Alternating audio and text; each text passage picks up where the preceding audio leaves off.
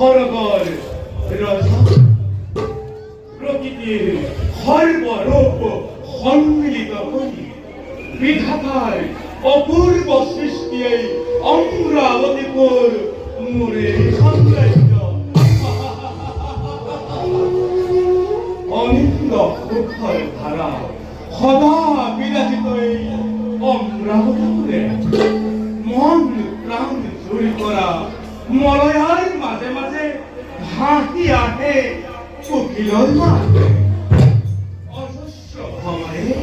অজস্র ভ্রমণে পান করে মৌর কাঙনের মাঝে স্বর্গীয় জ্যোতিরে ভরা এই অমরাবতীপুর সঁচাকৈয়ে নহে জানো দেবতার অমূল্য সম্পদ।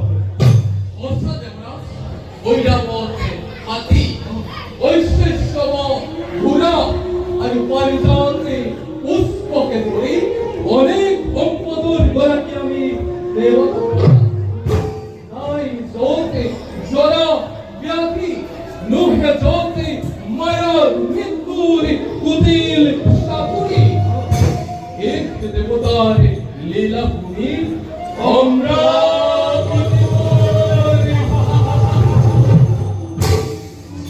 কিন্তু দেবগণ নারদেরকে বার্তা দিগণ অলঙ্কতে পৃথিবীর হব এক মহাপ্রলয়ত ক্ষময়ত মহাসমুদ্রের বিশাল জলধারায় সমগ্র পৃথিবী ডুবাইবা তরু ভিন্ন মনুষ্যকে আদি কৰি কোনো জীৱই জীয়াই নাথাকিব।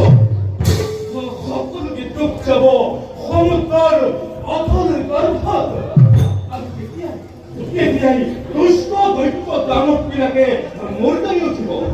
হয়তো সিহঁতে আমাৰ এই অমৰাৱতীত কৰিব আক্ৰমণ। তেতিয়া তাৰ ব্যৱস্থা কি কৰা হ'ব দেৱগণ? দেবরাজ যদি মনুষ্যই না থাকে দেবতা সকল পূজা পাতল কোনে দিব? ইয়াৰ কি উপায় কৰা হ'ব দেবরাজ? মনুষ্যৰ পূজা পাতলৰ পৰা বঞ্চিত হোৱাটো দুৰ্ভাগ্যৰ কথা। কিন্তু দেৱগণ এই বিষয়ে আমি পৰম পিতা বিষ্ণুৰ লগত আলোচনা কৰাটোৱেই উচিত হ'ব।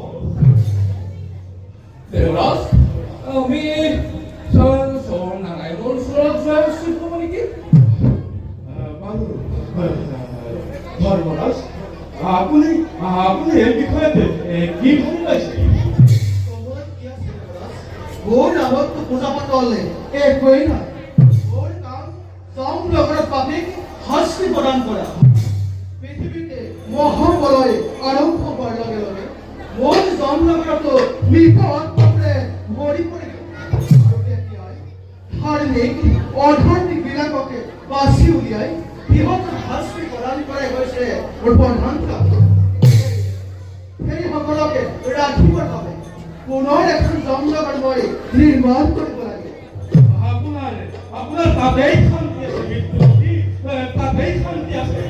অন্তত দৈত্য দানৱবিলাক কৰি আপোনাৰ ওচৰ নাপায়। আমিহে তাৰখন ভোগ কৰিব লাগিব।